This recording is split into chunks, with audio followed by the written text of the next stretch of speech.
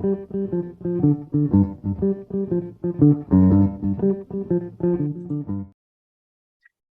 everyone, and welcome to another episode of BizzTalk Africa. I'm your host, Jason Schuster, and I'm here with my wonderful co-host, Vidya Mike. Vidya, how are you today? I am wonderful, wonderful. So looking forward to this topic, Ben.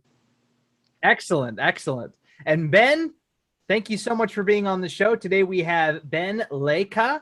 Did I say that correctly? That's Excellent. correct. Ben Leyka, who is the CEO of the Africa Agri Council. Really excited to have you here, Ben. Thank you for having me, and I look forward to the discussion. Me too. Me too. Definitely our audience as well. And our discussion today is on the topic of modernization of agriculture. Now, to get started, Ben, would you take a few minutes and just tell the audience a little bit about yourself, a little bit about your background, and kind of what brought you to where you are today? Cool. Well, I'm originally from the DRC, Democratic Republic of Congo, and for a number of years, my focus has always been on social and political science, looking at what we need to do from a social and political background to develop the African continent. And after numerous discussions and interactions with various stakeholders, you quickly feel that you are somehow a bit limited from coming with that sort of background and moving into the private sector. So I decided to move into a more private sector driven industry. And through that journey, I found myself 6 years ago at the doors of the African Agri Council. And it's only at the council that I actually understood how important agriculture is. Because a number of years ago, my father was offered 3 portfolios in the DRC. It was mining, communication, and agriculture. And to everyone's surprise, he chose agriculture. And at the time, it was very difficult to comprehend how someone can pass on mining to choose agriculture. But today, being in the position that I am, I definitely believe that that was the right choice, because to develop the African continent, you need agriculture. And that's how I find myself so passionate about this industry, and looking forward to the discussion today. Wonderful. That is a beautiful introduction, isn't it?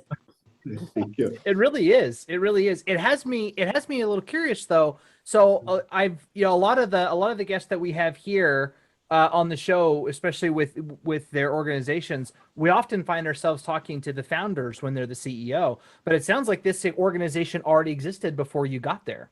How old is the African Agri Council?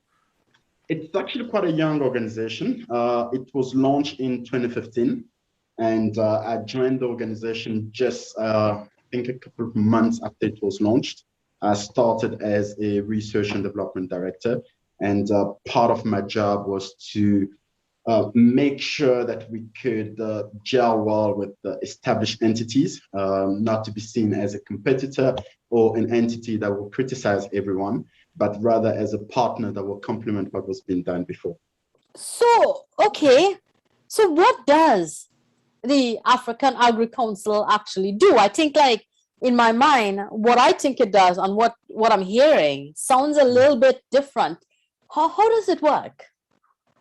Well, we promote the development of African agriculture, sustainable development of African agriculture. Hence the African Agri investment in London, right? So you guys are promoting.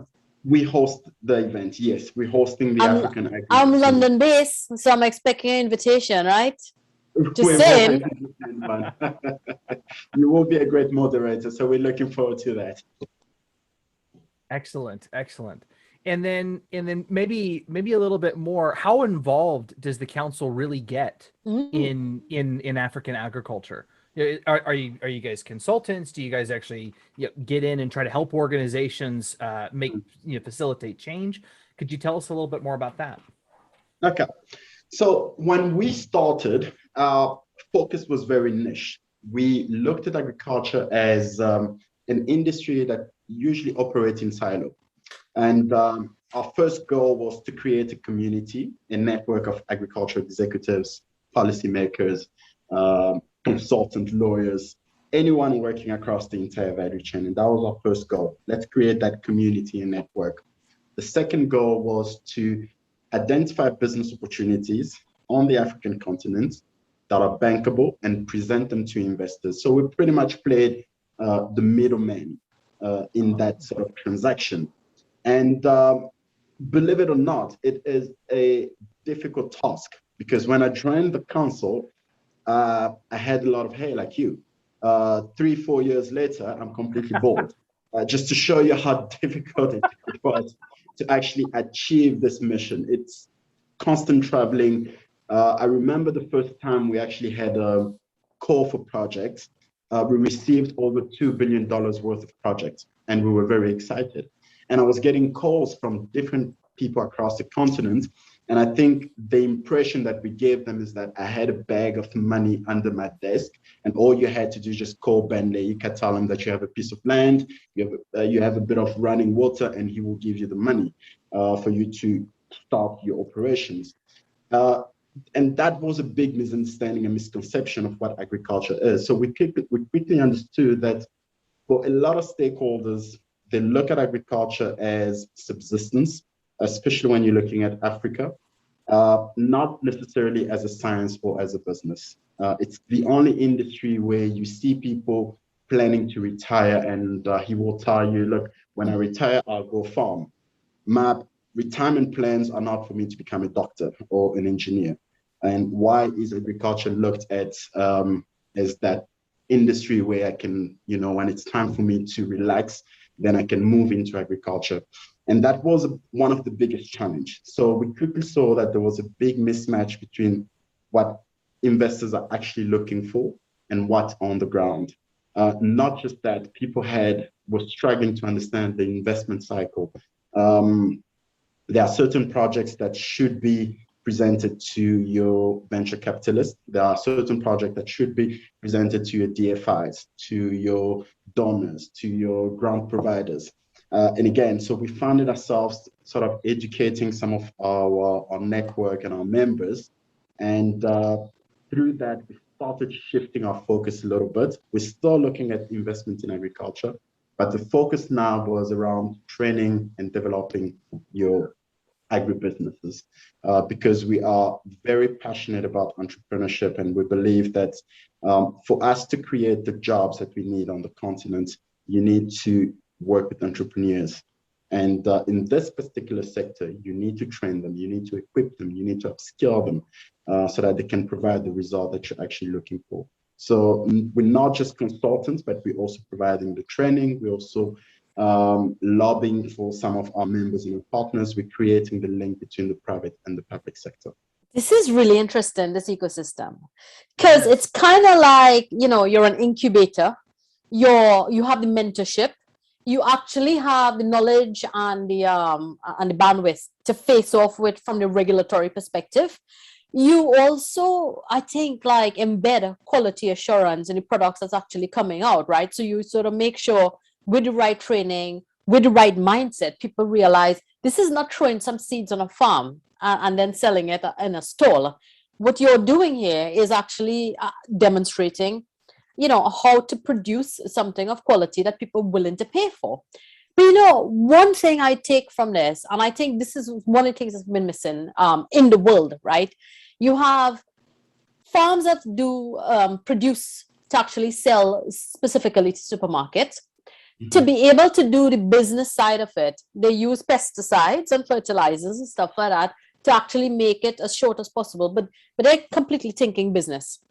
What's coming up here is a new agriculture culture, so to speak, where you're actually using farming and the right way to do it as a mechanism to get quality products. When I say quality, I mean as natural as possible, to be able to get it from the farms to people and bridging that gap. Because, when you have, and I think Africa is going to play a huge part of this.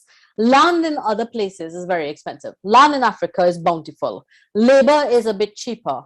And the produce that can come out and the quality, it's actually going to disrupt the world market in a very, very positive way, because we've all seen the effects of COVID. People just need to get healthier. And by getting healthier, I'm sorry, big farms, if I'm going to upset you, it's actually using less chemicals, less pesticides, and actually having food that is meaningful when you put it into your mouth.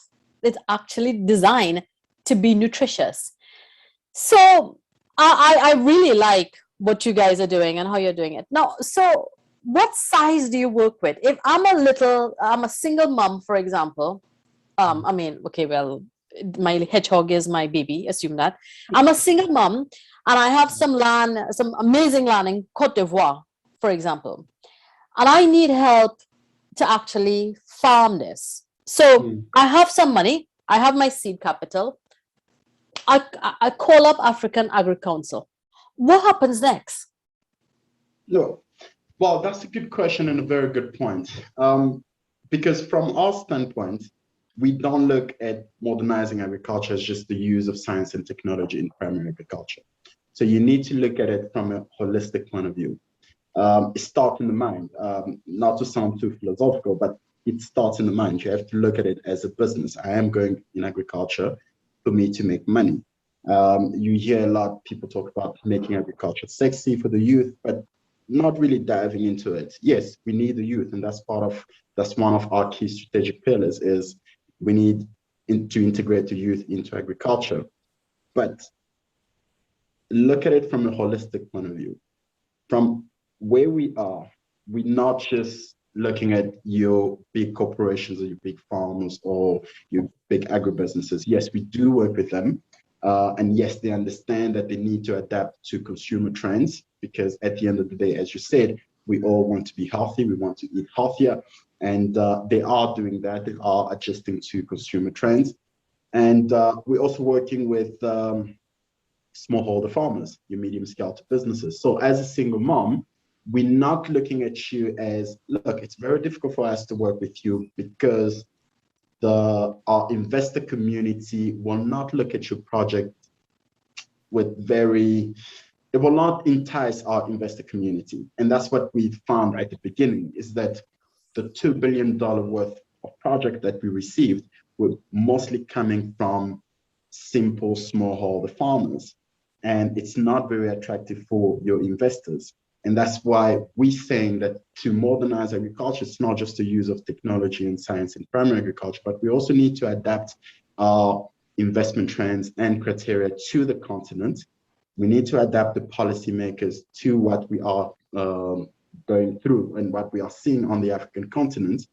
But for us to work with that smallholder farmer, there are a couple of steps that we've put in place. So we have 2 programs that are currently running, the market support program and the co-op support program.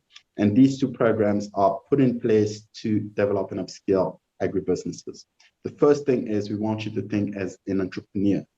Whether you are a one-person business or you have a couple of permanent and temporary staff, it doesn't matter. You need to think as an entrepreneur. So you do qualify to come to into the program, and we are happy to work with you. The first step will be to run 2 assessments. So the first assessment is to assess your business so that we can categorize your business. Do we refer to you as a seed?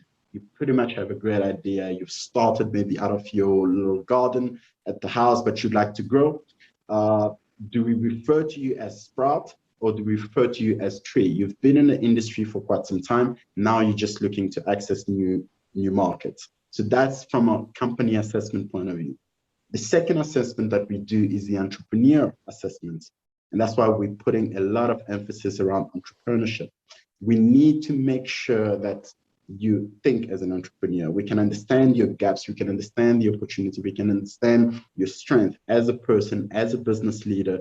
We can understand your team's strength. Are they utilized in the right departments, or should you reshuffle a little bit to get the most out of your team? Once we have those 2 assessments, then we know how to provide our support. So it's not a one-size-fits-all kind of approach. It's tailor-made to what you would like to do and the market that you would like to penetrate. Right. And I could see that that's very interesting, but also it's not only from that, right?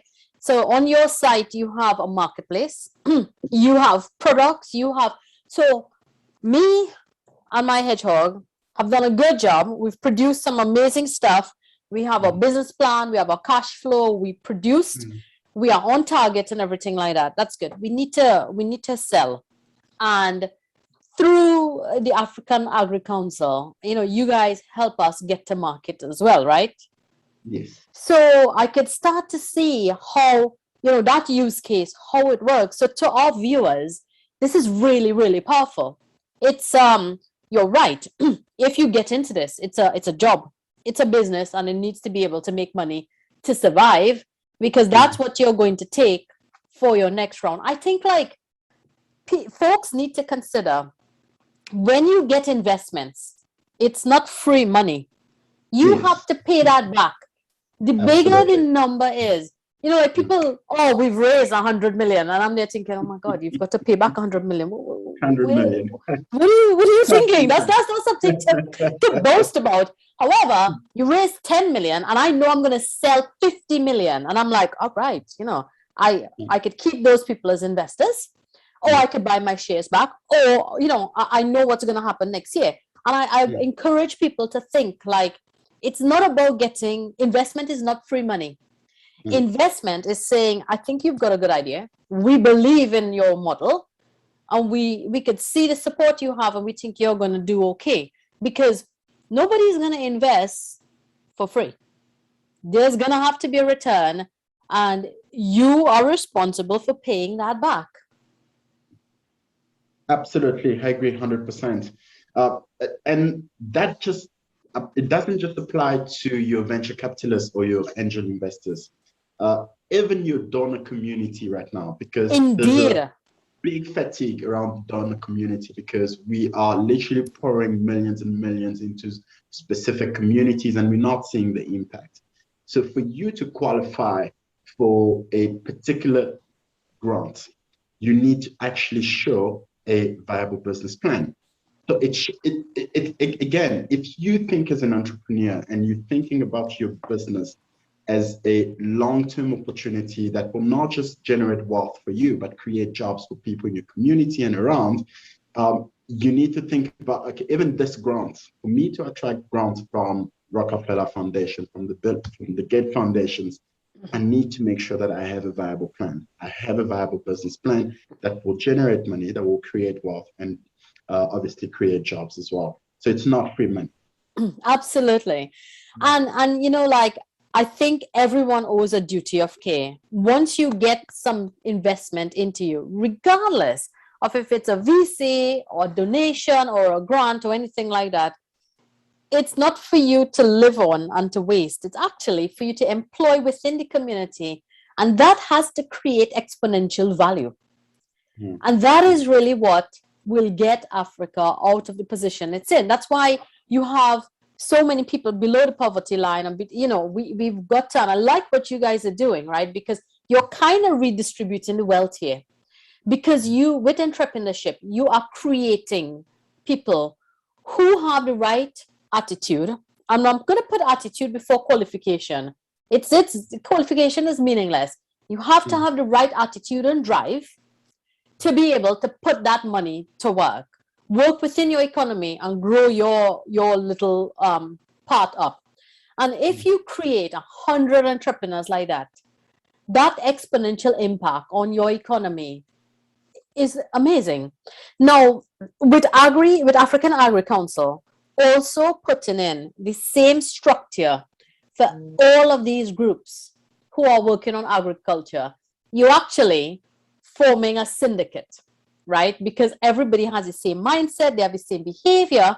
And as a syndicate, you're so powerful because your products are already superior. And then you can compete with the big boys. Nothing wrong with big companies because they employ people. What's wrong with it is that the distribution of wealth goes into the company and not necessarily into the friends, family, and the folks within the economy who needs that to actually keep employing the capital and growing.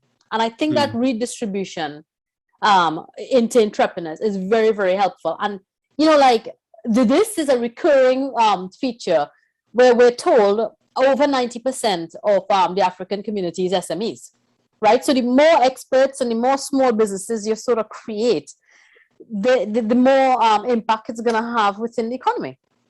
Absolutely. I mean, if you look at what we consume on the continent, 60% of it is consumed by smallholder farmers, 60% of it. So it's only right to pay attention to that group. It's only right to start thinking about empowering them and upskilling them, because if you invest in them, then you can start seeing people moving out of poverty. And again, when I had the opportunity to speak at a conference, and some saw it as a bit controversial, but I stand to what I said. We have governments, an incoming government will say that our objective is to create 100,000 jobs in 2 years, 3 years, 5 years, whatever the case may be. And who do you think is going to create those jobs? It's not the government. They're not going to employ people in different ministries and departments. Entrepreneurs, businesses are going to create jobs. So, and some unfortunately didn't quite understand what we were saying, but it's just to put an emphasis on entrepreneurship, empowering the right people, empowering the right businesses, giving them the skills and the tools that they need to be able to grow and to impact, to create jobs. Because with this approach, we're not just working with our entrepreneurs and agribusinesses, but we're also looking after our investment community, because we understand their criteria, we understand their needs. Right. Our current beneficiaries, if we have to call them, yes, they are our beneficiaries. Our current beneficiaries do not qualify for funding.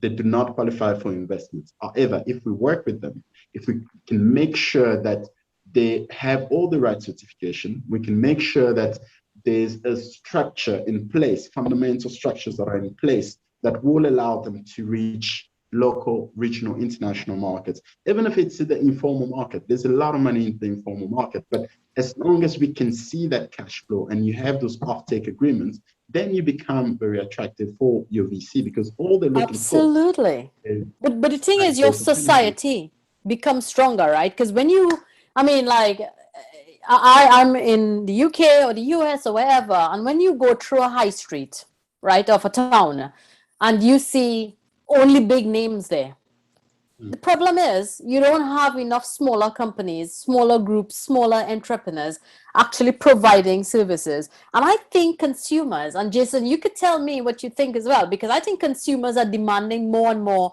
of less of a commercial product and more of a wholesome product. They want to know, that there's care and love and everything that goes in to something that's being produced, and people don't mind paying for that.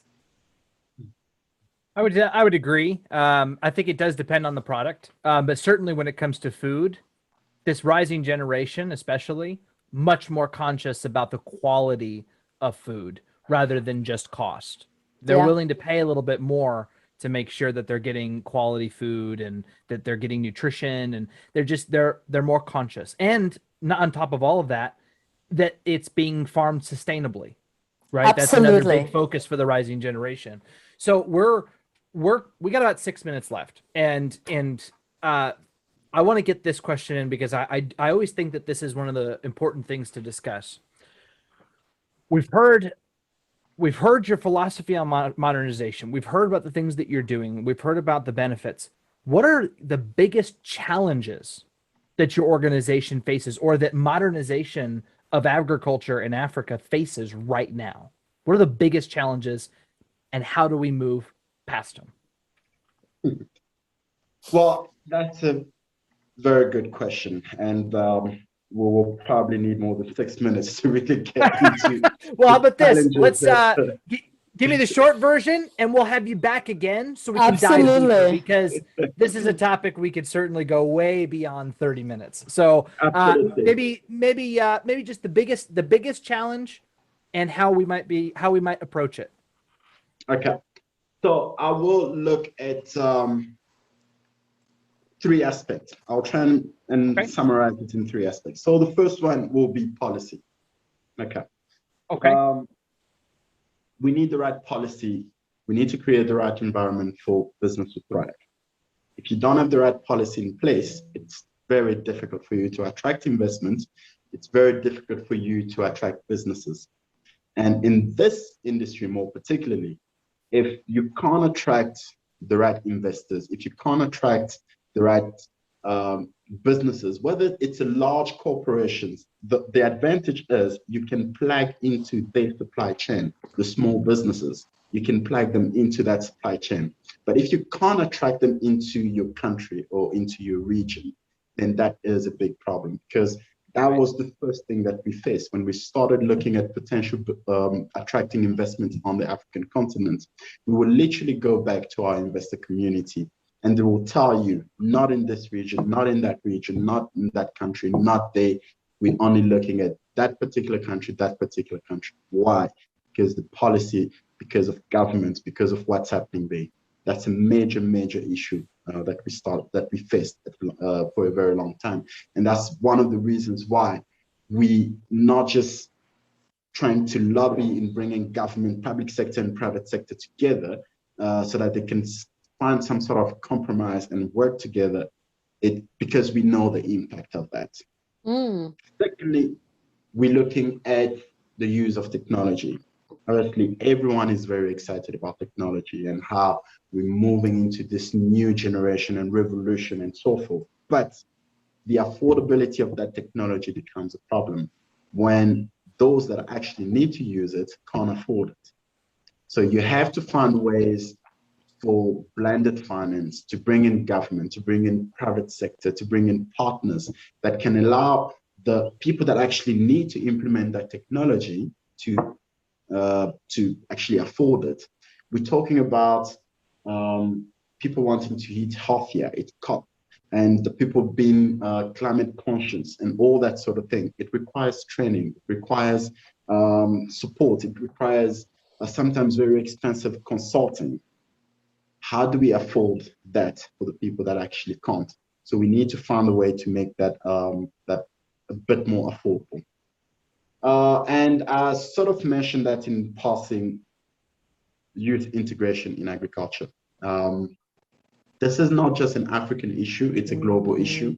When you look at Europe, you look at South America, you're seeing the generation of farmers are a bit more advanced. And we're talking about primary agriculture here, because when you're looking at a bit further in the value chain, you will find young people looking at technology, looking at digital integration, looking at different platforms, the trading platforms that could really make sure that we can move goods from one market to the next.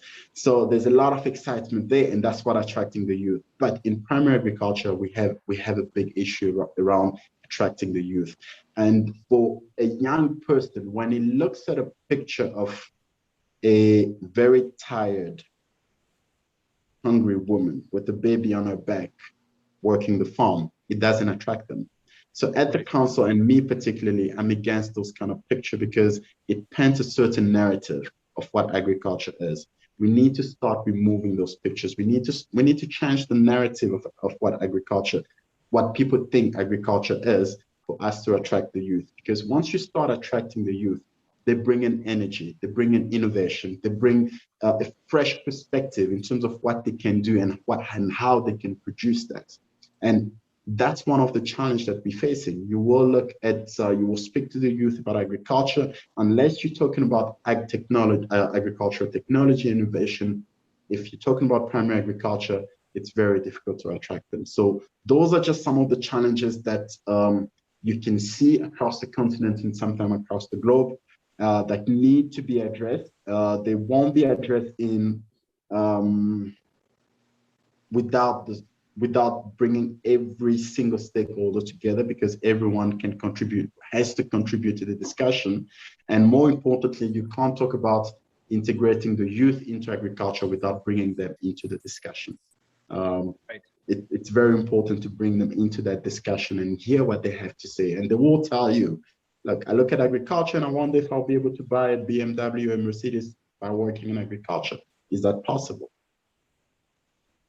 It's interesting. Some of the challenges that you're mentioning regarding agriculture are very similar to challenges that we've heard discussed with other industries in Africa too. Particularly policy is a big one that we keep hearing over and over again. But getting the youth involved and excited is also another common theme because Africa is so young, right? The population is mostly young people. And so they really are going to be the driving force behind whatever innovation happens. The nice thing is that in Africa in particular, there are some really cool entrepreneurs working in agriculture. So you do have some people that you can kind of point to and say, hey, actually, if you do it right, it is kind of a sexy job. It's a great pursuit, right? I mean, we've even had some of those people absolutely on our show. So they're there. Yeah, we're actually seeing people who are educated outside, and Africa is now attracting the diaspora back. People are coming back with the knowledge and making that change. And Ben, I think that's new, right? That's not how it was before with Africa. So definitely it's changing. It is. And it's exciting to see that kind of change. And we need to promote, and that's why I love the show, because we need to promote that narrative. We need to promote that message because very few will hear that, look, we're seeing a big diaspora coming back on the African continent because they see the opportunity. And, when you look at some of the articles about wealth creation on the African continent, they will tell you those that are creating wealth, they're very happy with the current narrative that it's very difficult to do business on the African continent. Don't get me wrong, it is, but also possible to become a billionaire and a millionaire on the African continent, and more specifically in agriculture. Absolutely. Good to hear. I haven't met one single person that went to work in Africa and didn't say, I'm staying here forever. Everyone that I've talked to that had an opportunity to go back and do something in Africa, they stayed. So clearly there's something there that's attracting people back. And so I'm so excited to see where it goes. We are at a time. I don't want to keep everybody too long, but this was awesome. Ben, let's have you back again, please, so we can dive deeper into this. And because there were several things you brought up that I can tell there's more. There's more under the surface. I want to dive into it. Jason, in that, I actually propose we invite two of the other agriculture entrepreneurs that we had on this show with that session with Ben. What do you think, Ben? That could be a cool session. That could be very interesting. All right. Well, hey, we'll discuss it offline. Let's see what we can make happen. But until then, Ben, thank you so much for being here. This was great. I love learning about what you're doing, and I'm really excited to watch and follow your organization. And yeah. Jason, Vidya, thank you very much for having me. It was great. Such a pleasure, Ben. Love it. Love your energy, love your drive, and what you're doing is fundamentally changing the footprint of how agriculture is looked at in Africa. It is. Thank you very much. Once again, thanks, Ben. And thank you to our audience for always tuning in. We love it. We love you guys. And we'll see you again next time. Have a great weekend. Have a great day. Bye. Thank you, everyone. Bye, everybody. One tribe. I love it. Bye-bye. Bye.